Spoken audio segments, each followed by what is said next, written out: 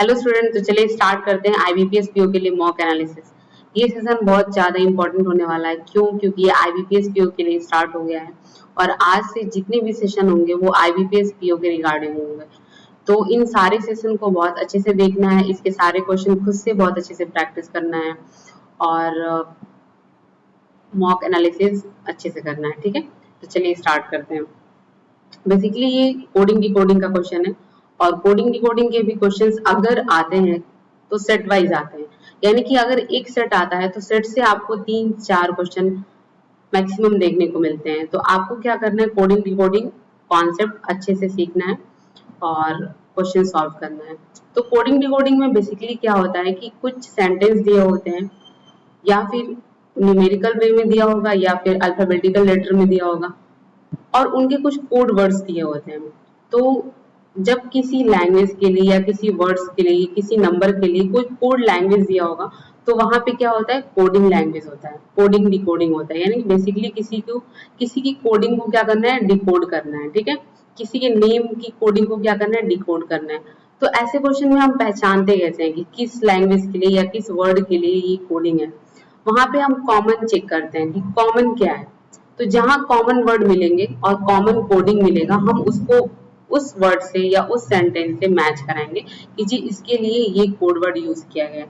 तो इसको कैसे सॉल्व करेंगे, चलिए क्वेश्चन के थ्रू हम समझते हैं। ठीक है, तो फर्स्ट क्वेश्चन है, यहाँ पे सेंटेंस दिया हुआ है कि साइंस इज डिफिकल्ट सब्जेक्ट, उसके लिए कोई कोड दिया हुआ है। हाई लेवल डिफिकल्ट टास्क, उसके लिए कोड दिया है। And subject of high skills, इसके लिए कोड है। Then this level is very difficult, इसके लिए कोड है। तो सबसे पहले क्या करेंगे, इन वर्ड्स को हम अलग अलग सेपरेट करके देखेंगे। सबसे पहले साइंस को यहाँ लिख लेते हैं। ठीक है, science, then is difficult and subject, ठीक है। अब साइंस के लिए देखते हैं कि साइंस कहीं किसी और भी सेंटेंस में साइंस लिखा हुआ है क्या, इन दूसरे तीसरे चौथे में। तो साइंस जी हमें सिर्फ फर्स्ट में मिल रहा है, साइंस और किसी में नहीं है। ठीक है, तो अभी इसको क्या करना है, हमें होल्ड करना है। इज देखते हैं कि इज किसी और में है क्या। तो इज एक तो फर्स्ट वाले में है और एक फोर्थ में है, लेकिन इज के साथ ये डिफिकल्ट भी है और यहाँ पे भी डिफिकल्ट है, यानी कि इज डिफिकल्ट फोर्थ में भी है एंड फर्स्ट में भी है, इज फोर्थ में भी है फर्स्ट में भी है। तो जी ऐसे तो हम नहीं बता सकते। अब हमें क्या करना है, डिफिकल्ट चेक करना है क्या किसी और में दिया हुआ है क्या। तो डिफिकल्ट एक दूसरे भी सेंटेंस में दिया हुआ है। ठीक है, तो हम क्या करेंगे कि यहाँ पर डिफिकल्ट, सबसे पहले डिफिकल्ट का कोड वर्ड फाइंड करेंगे। तो डिफिकल्ट फर्स्ट में है, सेकंड में है एंड फोर्थ में है। तो हम देखेंगे कि कोई ऐसा कोई वर्ड है क्या, कोई कोड है क्या जो first and second and fourth में कॉमन है। ठीक है, तो हम देखते हैं ओपी। ओपी क्या है, फर्स्ट में भी है एंड सेकंड में भी है एंड फोर्थ में भी है। तो यानी कि डिफिकल्ट के लिए जो कोड यूज हुआ है वो है ओपी। ठीक है, अब हम चलते हैं इज पे। इज अब क्या है, फर्स्ट और फोर्थ में है। ओपी तो हमने हटा दिया। अब क्या कॉमन वर्ड है, एन और एम। तो इज के लिए क्या होगा, एन एंड एम।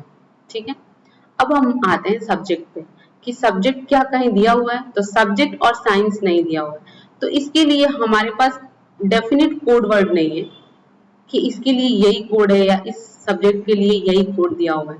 तो हम यहाँ पे क्या करेंगे, पॉसिबिलिटी लेके चलेंगे, यानी कि इन दोनों के लिए या तो ओम होगा या फिर दूसरा क्या है, एमएन। ठीक है, ये हमारे पास कोड वर्ड आ गया। अब दूसरे सेंटेंस में देखते हैं कि क्या क्या दिया हुआ है। दूसरे में दिया हुआ है हाई,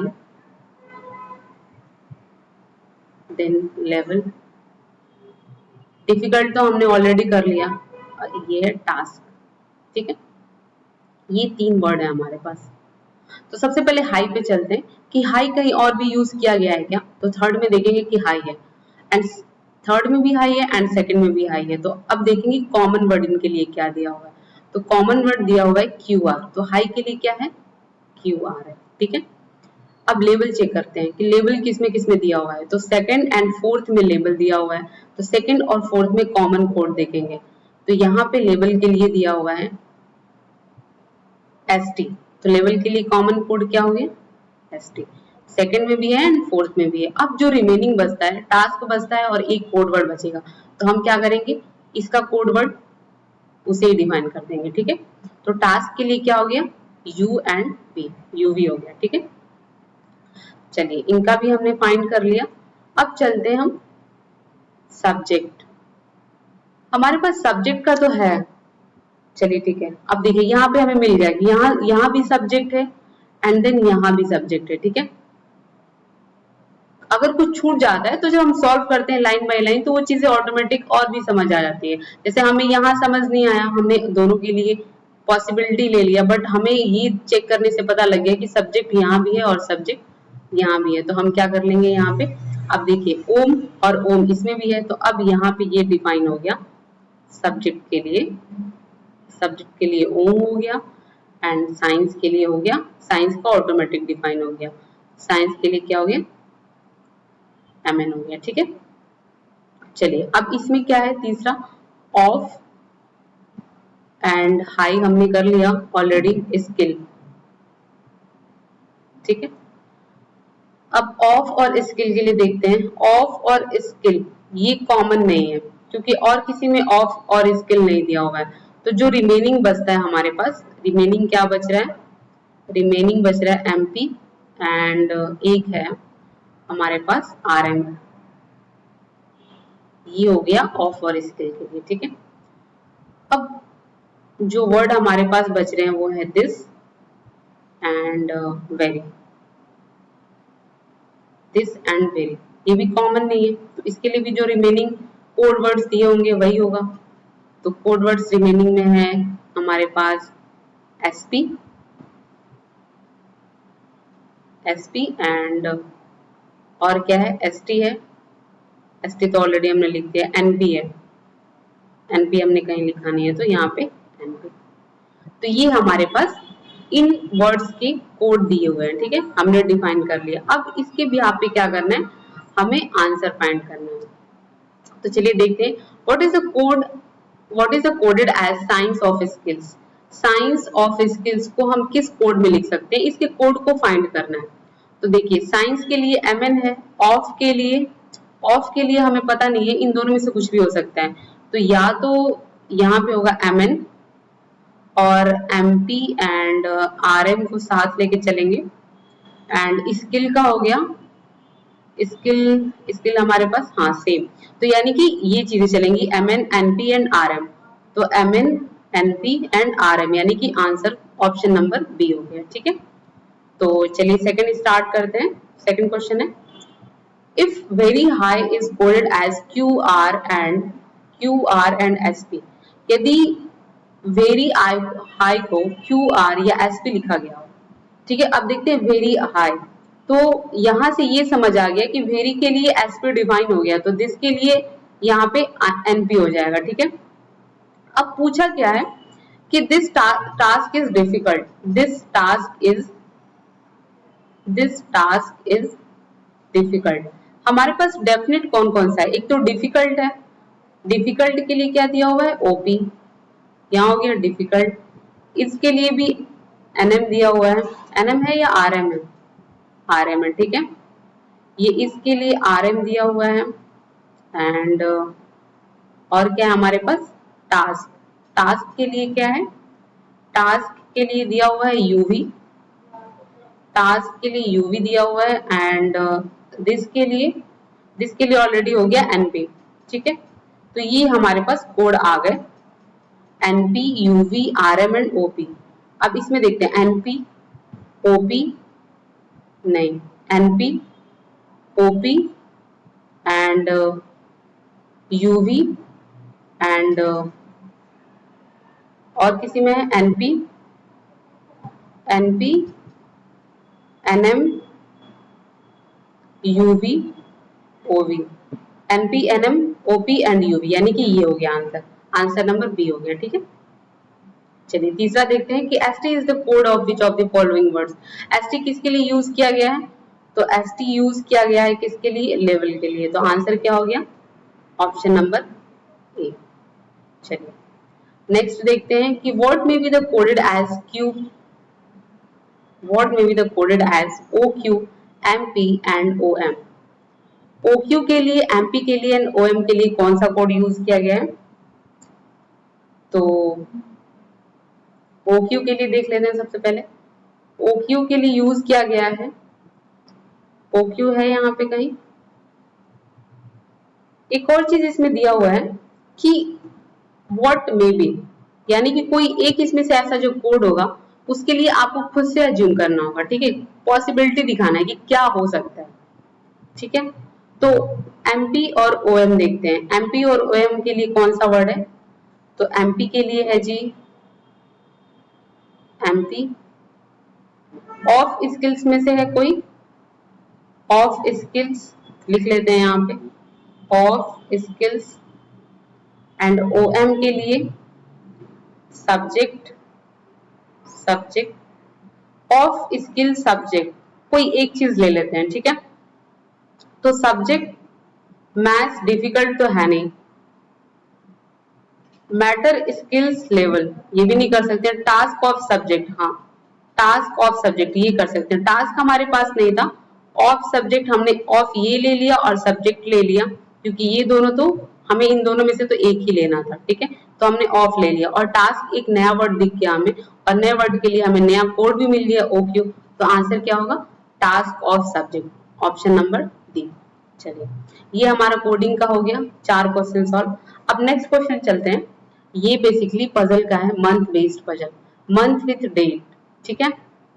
तो सबसे पहले क्या करना है, मंथ को फिक्स कर लेना है। तो चलिए देखते हैं मंथ क्या क्या दिया हुआ है। मंथ इसमें है कि क्वेश्चन क्या है कि 8 person ABCDEFG and H gave exam on 2 different days, 12th and 29th in 4 different months, that is February, April, July, September of the leap year। Leap year यहाँ पे मेंशन करने का क्या मतलब है कि फेब जो होगा वो 29 डेज का हम क्या करेंगे, काउंट करेंगे, ठीक है। तो यहाँ पे हम स्टार्ट करते हैं फेब, अप्रैल, जुलाई एंड सितंबर। इसमें 2 डेट दिए हुए हैं, 12 एंड 29।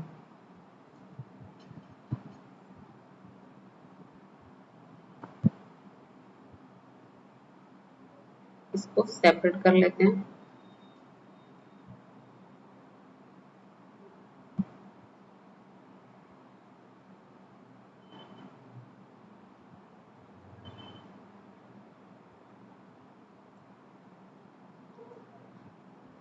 अब यहाँ पे जो लीप ईयर दिया हुआ है इसका रोल है कि हमें फेब को क्या करना है, 29 डेज का करना है, then April 30 days, July 31 and September 30 days, ठीक है। चलिए, F did not give exam in the month having least number of days, यानी कि जो सबसे कम, जिस मंथ में सबसे कम दिन होगा उस मंथ में F एग्जाम नहीं देगा। तो हमारे पास एक ही ऐसा मंथ है जो कि फरवरी है, और यहाँ पे F नहीं होगा, ठीक है। सेकेंड है कि G gave exam in the month which has odd number of days and odd number of date। Odd number के डेज में और ऑड नंबर के डेट पे एग्जाम देता है जी। तो हमारे पास एक ही मंथ ऐसा है जुलाई, जिसमें 31 डेज है, और एक है फरवरी। 2 मंथ है मेरे पास, फरवरी है एंड जुलाई है। इसके ऑड डेट पे जी एग्जाम दे सकता है, तो या तो जी यहाँ पे होगा, या दूसरी पॉसिबिलिटी लेके चलेंगे तो जी होगा यहाँ, ठीक है। चलिए, 2 person gave exam between G and A। G और A के बीच में 2 लोग एग्जाम देते हैं, 1 2 A, 1 2 A, ठीक है। B gave exam before C। B जो है वो C से पहले एग्जाम देता है। As many person gave exam before D। जितने D के पहले एग्जाम देते हैं उतने ही एज आफ्टर H, उतने ही H के बाद देते हैं एग्जाम, ठीक है। C गेव एग्जाम, C जो है यहाँ पे हम नोट कर लेते हैं, C गेव एग्जाम इधर जस्ट बिफोर E और जस्ट आफ्टर ई, ठीक है, या तो ई के जस्ट पहले होगा या ई के जस्ट बाद होगा, दोनों केस में से कोई एक केस हो सकता है, ठीक है। Now the gap between the exam of D and H was at most 5 months, ठीक है। अब देखिए ये जो वर्ड दिया है ना एट मोस्ट का मतलब ये है कि मैक्सिमम 5 मंथ हो सकते हैं, 5 से ज्यादा नहीं होगा, ठीक है, 5 से कम हो सकते हैं, 2 मंथ हो सकता है, 1 मंथ हो सकता है, इवन एक भी मंथ ना हो चलेगा, लेकिन 5 मंथ से ज्यादा नहीं होना चाहिए, ठीक है। तो यहाँ पे मैंने ऑलरेडी इसका शॉर्ट्स भी बनाया हुआ है, आप वॉच कर सकते हैं। तो चलिए देखिए, एटमोस्ट 5 months, ठीक है। तो यहाँ पे डी और एच के बीच में गैप जो होगा वो 5 months होना चाहिए, एट मोस्ट 5 months, ठीक है। There was exactly 2 months gap between the exam date of H and E. H और E के बीच में जो गैप होगा वो 2 months का होगा, एग्जैक्टली 2 months का होगा, ठीक है। चलिए अब हम स्टार्ट करते हैं। अगर सपोज H को हम यहां करते हैं, ठीक है, तो 12 फेब से 12 मार्च 12 अप्रैल E यहां जाएगा, लेकिन H को अगर हम यहां करते हैं तो D हमारे पास यहां हो जाएगा और H और D के बीच में 5 मंथ से ज्यादा हो जाएगा, तो ये पॉसिबिलिटी तो नहीं चलेगी। अब हम लेके चलते हैं कि अगर सपोज हम H को यहां कर देते हैं, ठीक है, H को हम यहां कर दिए तो 1 2 और यहाँ पे D कर देंगे तो ये हो जाएगा, जस्ट वेट, यहाँ पे हो गया D,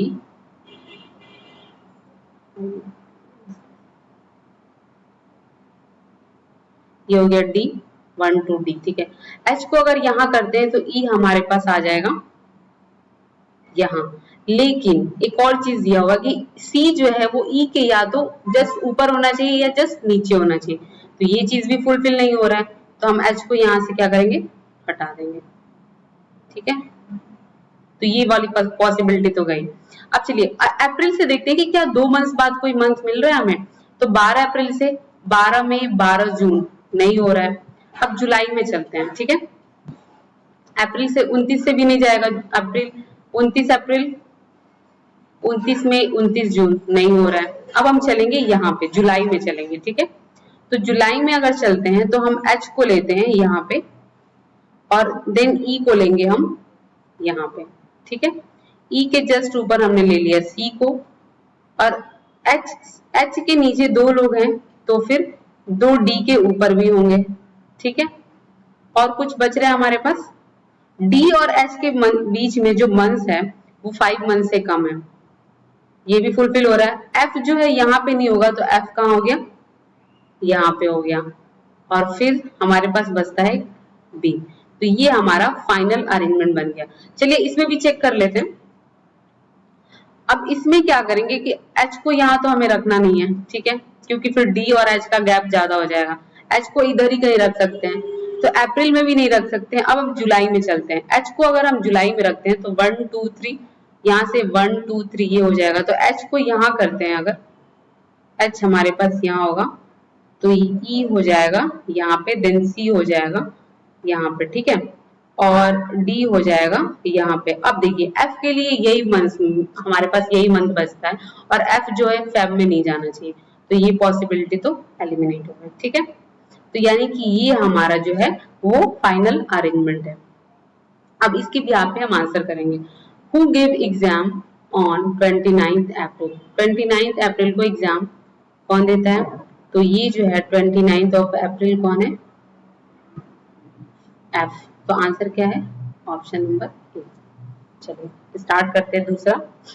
how many person give exam between B and H, B और H के बीच में कितने एग्जाम देते हैं पर्सन, 1 2 3 4, 4 पर्सन है, यानी कि option number D. Next question है, who give exam exactly seven months before E, exactly 7 months before E, 7 months पहले कौन देता है एग्जाम E के, तो E से 7 7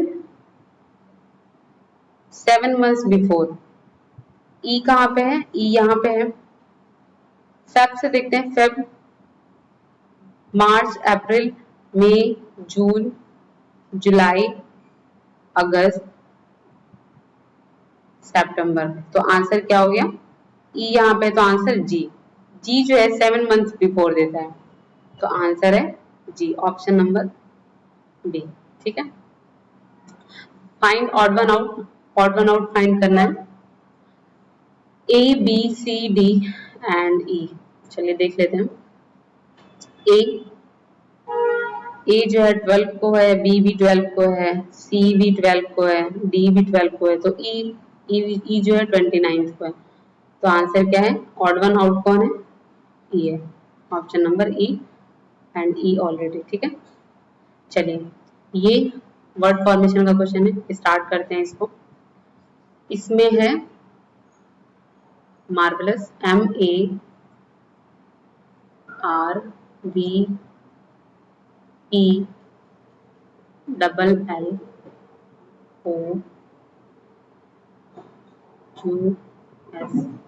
ठीक है। ठीक है, तो चलिए स्टार्ट करते हैं। MNOPQRSTUV, यू एक यहाँ पे भी ये बन रहा है 1। ABCDEFGHI कोई नहीं मिला। RSTUVWXY, VWXYZ, EFGHIJ, LMNO,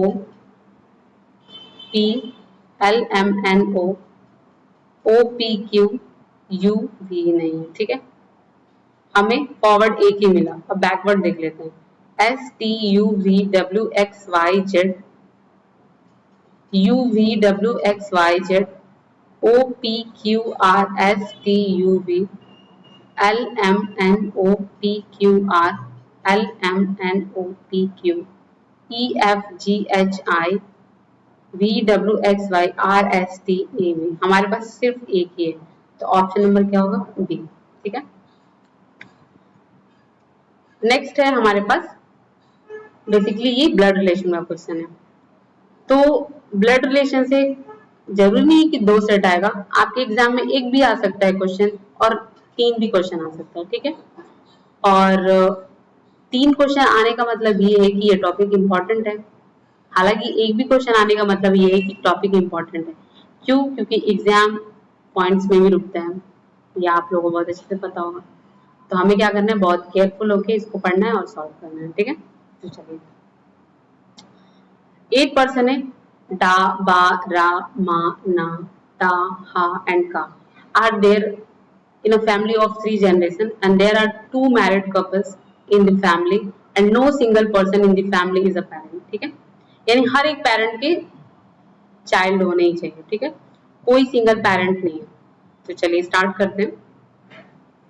CA यानी कि का is only grand child of डा, यानी कि ग्रैंड चाइल्ड है, तो ये जाएगा हमारा 3rd जनरेशन में डा। ठीक है। रा इज सन ऑफ बा, अभी ये रिलेट नहीं हो रहा है तो इसको साइड में कर देंगे। बा who is sister in law of माँ, ये भी रिलेट नहीं हो रहा है तो इसको साइड में कर देंगे। ना is the only niece of माँ, अभी साइड में करते हैं। टा is the paternal uncle of का, अब यहाँ पे आ गया पैटर्नल अंकल। टा जो है पैटर्नल अंकल है। ठीक है, ये इसके फादर एंड देन इसके सिबलिंग्स। हा इज मदर ऑफ का, यहां से ये पता चल गया कि हा जो है ये मदर है का की। ठीक है। नाउ मा is the paternal uncle of टा, पैटर्नल अंकल ऑफ टा। ठीक है। अब ऊपर देखते हैं जो हमने होल्ड किया था कि रा इज सन ऑफ बा, अब इसको साइड में करते हैं। सा, यहाँ बात यह है कि बा who is sister in law of माँ, यानी कि जो बा है वो डा की वाइफ होगी। ठीक है, सिस्टर इन लॉ हो गई माँ की। Now N is the only niece of माँ, तो ये जो है ना जो है ओनली नी से, यानी ये भी सन है और ये भी सन है, ठीक है। अब यहाँ पे दिया है कि रा इज द सन ऑफ बा, तो ये हो गया यहाँ पे रा। टोटल कितने पर्सन है? 8, 1 2 3 4 5 6 7 8। अब यहाँ पे का जेंडर क्लेरिफाई नहीं है, तो हम क्या करेंगे, दोनों पॉसिबिलिटी साथ लेके चलेंगे, ठीक है। चलिए आंसर यहाँ पे क्वेश्चन सॉल्व करते हैं कि हाउ इज का related to the daughter of बा। डॉटर ऑफ बा, ये जो डॉटर ऑफ बा है इससे का कैसे रिलेटेड, या तो नीस होगी या नेफ्यू, तो हम नहीं बता सकते क्योंकि जेंडर क्लैरिफाई नहीं है, तो आंसर क्या हो गया, कांट बी डिटरमाइन। अगर वही इधर होता बी आर टी तो हम ये आंसर कर देते, बट इधर तो दिया नहीं है, तो हम क्या करेंगे, कांट बी डिटरमाइन, ठीक है। चलिए, हाउ इज हा रिलेटेड टू मास ब्रदर्स वाइफ। माँ ब्रदर्स वाइफ, माँ की ब्रदर ये और इसकी वाइफ, बी बा से जो है हा का क्या रिलेशन है, तो ये क्या है, हा क्या है, ये डॉटर इन लॉ होगा। आंसर क्या हो जाएगा, option number C, daughter in law. चलिए, ये क्या है, सिटिंग अरेंजमेंट है, सर्कुलर बेस्ड है। चलिए स्टार्ट करते हैं, इसको भी पढ़ते हैं। इसमें 4 क्वेश्चन का सेट है, केयरफुल होकर पढ़ना है, सॉल्व करना है। 8 person P, Q, R, S, T, U, V and W sits around a circular table and faces towards the center of the table. The circumference of the circle is 48 metre, ठीक है। अब 48 metre देने का मतलब ये है, और आगे दिया हुआ कि distance between any two adjacent person is same, यानी कि 8 पर्सन है और 48 सर्कमफ्रेंस दिया है, तो इसका मतलब ये है कि जो 2 पर्सन होंगे उनके बीच का जो गैप होगा वो 6 मीटर होगा, क्योंकि 6 8 जा यहाँ 48 हो जाएगा, ठीक है।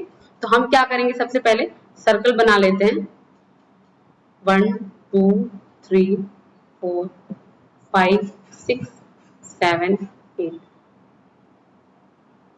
1 2 3 4 5 6 7 8, और इनके बीच का जो गैप हो गया वो 6 मीटर, ठीक है। चलिए, अब हर जगह कॉमन है तो लिखने की जरूरत है नहीं, ये माइंड में रखना है आपको। पढ़ते हैं इंफॉर्मेशन की, R sits 12 metre away to the right of Q. Q को हम क्या करते हैं, यहाँ क्यू को फिक्स कर लेते हैं, और आर 12 मीटर अवे, यानी कि 6 and 6 बीच में एक पर्सन होना चाहिए, तो आर को या तो हम राइट में करेंगे या फिर हम आर को लेफ्ट में करेंगे, ठीक है। अच्छा, एक और यहाँ पे दिया हुआ कि distance between Q and W are 18 metre, Q and W are 18 metre, ठीक है। तो ये भी लेके चलते हैं, ये तो हमने किया ही नहीं पहले, तो पहले हम क्या करते हैं, फर्स्ट सेकंड थर्ड, यहाँ पे हो गया W, फर्स्ट सेकंड थर्ड यहाँ पे हो गया W, 6 6 6 18 मीटर। एंड फिर अब दिया है कि R sits 12 metre away to the right of Q, तो R जो है वो राइट है Q के, तो हमें R फिर क्या हो गया, यहाँ फिक्स हो गया, ठीक है। R क्या हो गया, फिक्स हो गया, ये सही बन रहा है, ठीक है। चलिए अब स्टार्ट करते हैं नेक्स्ट इंफॉर्मेशन कि distance between U and T, U and T के बीच में 12 मीटर का गैप होना चाहिए, ठीक है। U एंड T के बीच में 12 मीटर का गैप होना चाहिए। U sits 6 metre away from Q, U जो है U और Q के बीच में 6 मीटर का गैप होना चाहिए, ठीक है, यानी कि U जो है वो Q के एडजेसेंट ही होगा, and T doesn't adjacent to Q, T जो है वो Q के पास नहीं बैठेगा। अब चलिए यहाँ से हम इसको रिलेट कर सकते हैं, अगर हम सपोज U को यहाँ करते हैं, यहाँ पे करते हैं Q के पास, ठीक है, तो यहाँ से 12 मीटर 6 6 यहाँ T नहीं हो सकता, तो T कहाँ जाएगा, यहाँ पे 6 metre and 6 metre 12 metre. Same चीज इसमें करके देखते हैं, यहाँ करते हैं तो इधर तो जाएगा ही नहीं, इधर भी पॉसिबिलिटी नहीं जा रही है, तो हम क्या करेंगे, U को यहाँ करेंगे और देन T को यहाँ करेंगे, 6 6 12 मीटर, ठीक है। ये भी हो गया इंफॉर्मेशन और ये भी डन। अब चलते हैं नेक्स्ट पे कि distance between P and V, distance between P and V is 18 metre, P और V के बीच में 18 मीटर का डिस्टेंस होना चाहिए, ठीक है। And V distance between V and R at least 12 metre, B और आर के बीच में कम से कम 12 मीटर का होना चाहिए, इससे कम तो नहीं होना चाहिए, ठीक है। And P and Q do not sit adjacent to each other, P और क्यू एक साथ नहीं बैठने चाहिए। चलिए, तो अब हम क्या करेंगे, पी को अगर हम यहाँ लिखते हैं तो पी से 18 वी, 6 6 6 18 ये हो गया, और वी यहाँ पे हो गया, ठीक है। वी यहाँ हो गया और पी हो गया यहाँ पे, और कुछ तो नहीं छूट रहा है ना।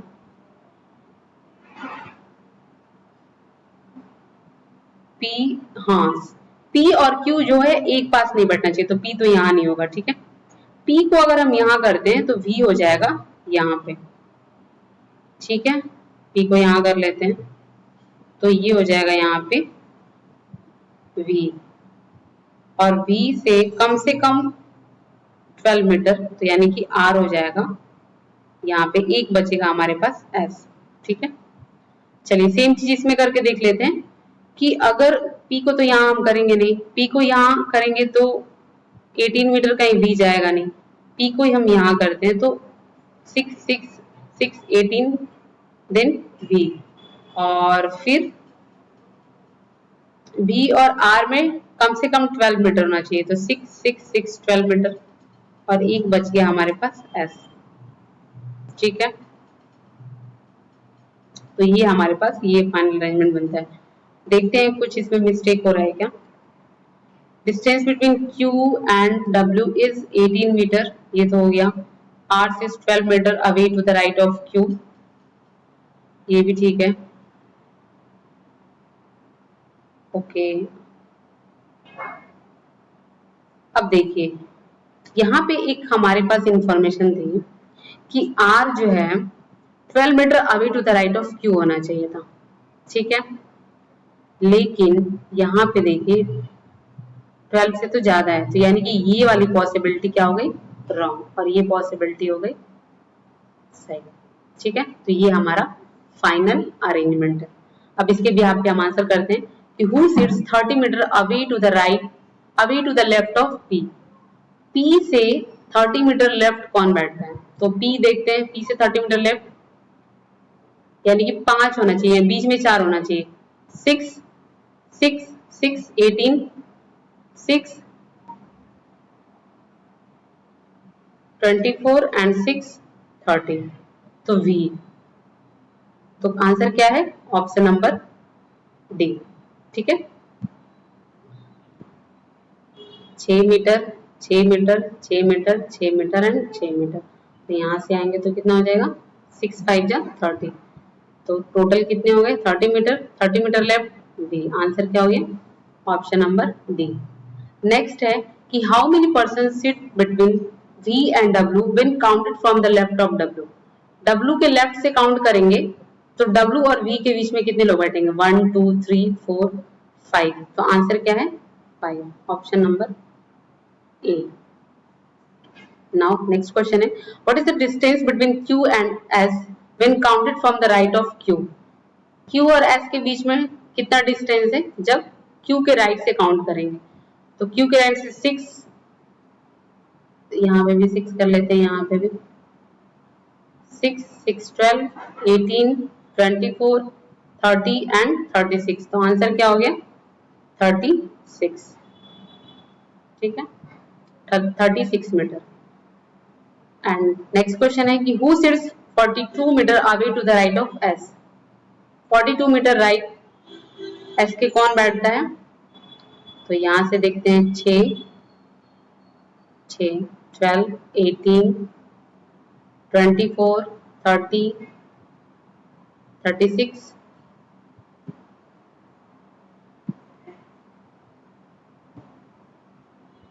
एंड यहाँ पे हो गया 42, तो आंसर हो गया W, ऑप्शन नंबर बी।